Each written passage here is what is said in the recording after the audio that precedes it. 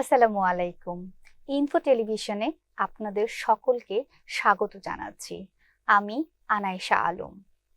চুয়াডাঙ্গা জেলা কৃষক দলের সমন্বয় সভায় বক্তব্য রেখেছেন জেলা বিএনপির সাধারণ সম্পাদক শরীফুজ্জামান। বিস্তারিত ভিডিও চিত্রে।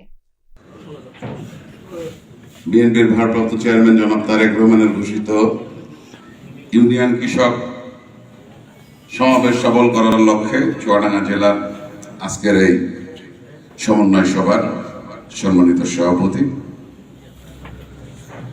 আজকে যিনি এই সমন্বয় সভা সফল করার জন্য আমাদের মাঝে উপস্থিত হয়েছেন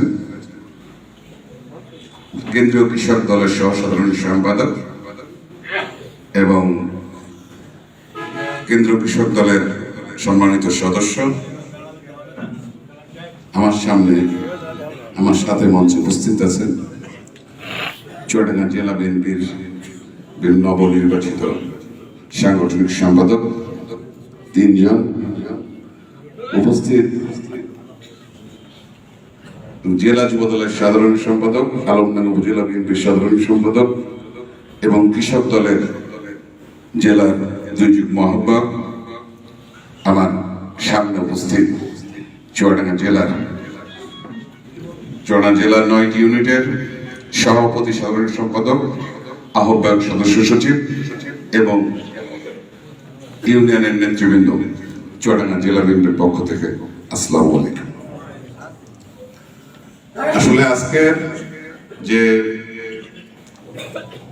কৃষক সমাবেশ প্রত্যেক ইউনিয়নে করার জন্য যে নির্দেশনা এবং কর্মসূচি আমাদের ভারপ্রাপ্ত চেয়ারম্যান আপনাদের যে বার্তা পৌঁছে দিচ্ছেন, এটাই অত্যন্ত গুরুত্বপূর্ণ। সেটি হচ্ছে যে সঠিক সময় যদি সঠিক কাজ করতে না পারেন তাহলে সামনের দিকে এগোতে পারবেন না, হোঁচট খাবেন। আজকে এই ফ্যাসিস্ট সরকার পতনের পরে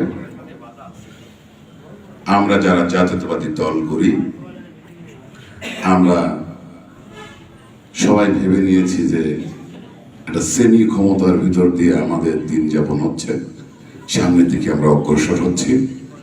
সবাই একটা ভাগাভাগি এবং সবাই একটা ক্ষমতা, সবাই একটা আধিপত্য, সবাই একটা বেশি শক্তি দিয়ে দখলদারিত্বের ভিতর দিয়ে আমরা সামনের পথ অগ্রসর হওয়ার চেষ্টা করছি। সেই জিনিসটা আমাদের নেতা জনাব তারেক রহমান উপলব্ধি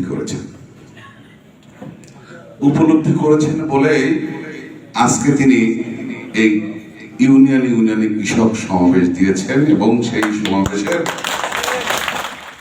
এতক্ষণ ইনফো টিভির সাথে থাকার জন্য অসংখ্য ধন্যবাদ।